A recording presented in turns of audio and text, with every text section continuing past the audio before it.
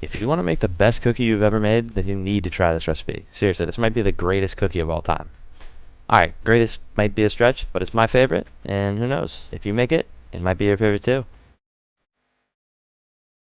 And now, the first thing that separates this cookie from the rest is just browning your butter. As soon as it starts to foam, that's when you gotta be careful. It can burn quick. Personally, I bring mine to a nice golden brown. Let me just give you a little close up here. Beautiful. Absolutely beautiful. And then here's the second thing, espresso powder. I don't even like coffee. I don't care if you don't like coffee. Put it in your cookie. It just brings out the chocolate flavor. Seriously doesn't taste like coffee. Try it. And then I also add a little bit of dark cocoa powder. This is just for color. Honestly, I don't think it changes the flavor that much. And sue me if this makes it a chocolate chip cookie.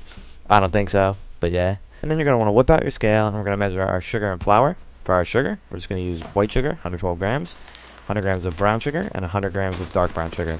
Keep in mind, scale's cheap. Get one on Amazon like $10. Only way your baked recipes are going to come out the same every single time is by being exact.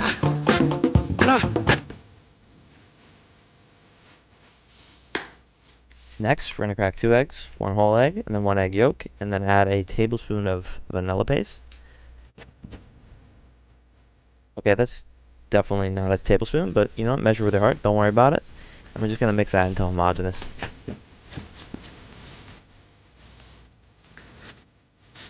And then for our flour, we need a mix of bread flour and all-purpose flour, 100 grams of each, as well as just 1 tablespoon of cornstarch, and this just helps the cookie from spreading too much. I was kind of going for an in-between of a Lane's cookie and a cookie my mom used to make when I was younger that was kind of crispy and spread out more. Let it all hang out. Then add half a teaspoon of baking powder and baking soda, and also a half teaspoon of salt. I use kosher salt, like the mid-granule. I really don't even know what that's called, but if you use super fine, use a little bit less salt, or your cookies are gonna come out way too salty. And then for our chocolate, we're gonna use dark chocolate.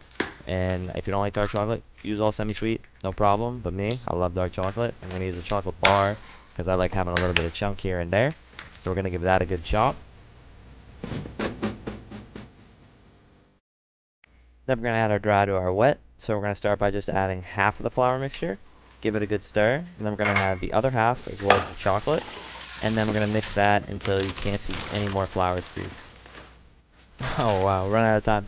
Alright, so rapid fire. So once you have that all mixed in, you're going to take 5-ounce balls, form them, makes about 6 cookies, and then you're going to refrigerate overnight up to 48 hours. If you're going to bake them same day, freeze them for like 15 minutes before you bake, and then bake them at 400 for 11 to 12 minutes, and bada bing bada boom, Mr. Roller step in the room. So